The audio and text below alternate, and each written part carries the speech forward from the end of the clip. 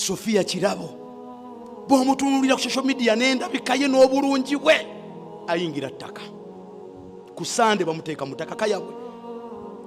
naye aboogera ebyafu badde balaga ayina restaurant egindi abadde ayina bizinesi egindi essimu akwata za bbeeyi wallahi obulamu mungu obulamu buno bumpi mungu yamujje munsi Kirabo myaka mito alabika bulungi bw'omulaba n'omukompe yalinga ne bw'olaba si wa bulijjo mu ndabika ne wallahi ettaka lino limira abantu baffe agenda mu kabuli kunnyonnyola Allah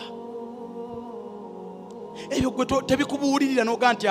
kasita sente zikeereye sente kazikeereye nze ndi mulamu afune sente oli abadde ayinamu sente muwala muto ayinamu sente Allah azimulesezza bali 46 kusimanyi nkaaga mbameka Allah yabatutte abantu abazze batugendako bwe batyo mu kufa Allah zaabatwala teweebuulirira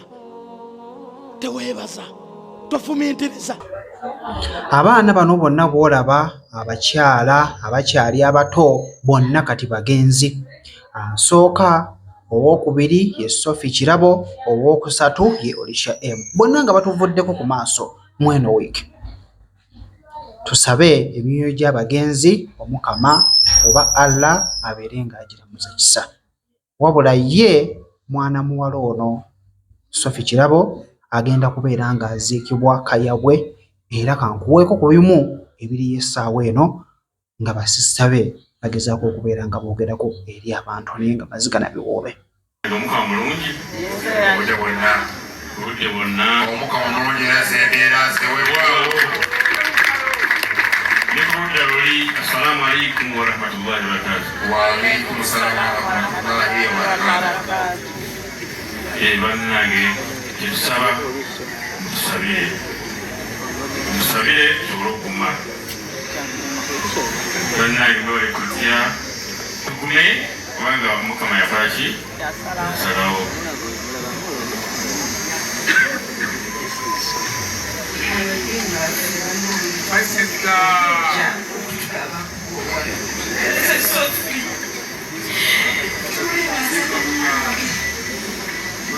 Sophie, ifaye mkuu enzi yako unadako Sophie mkuu naya Sophie akuze abadde balabanga abato nga Sophie alina okumanya soja salaba soja skirimu wa soja Sophie yabadde atulagira n'atandika okugamba bakwano mulaba n'abantu betulabana emunyonyo twabamanya ku Sophie tubina bwe tumanyi tutebeeta abaana balungi abaana batwagala abaana batwagala buli mukulana enabita mami tekinamana respect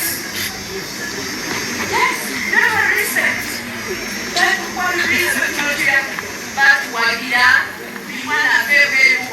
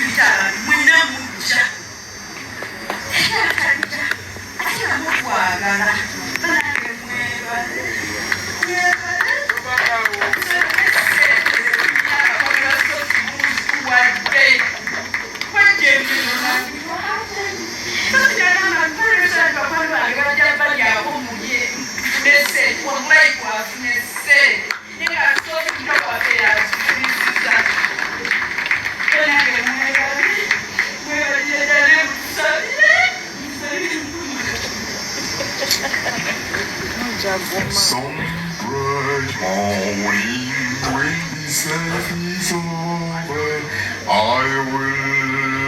fly away.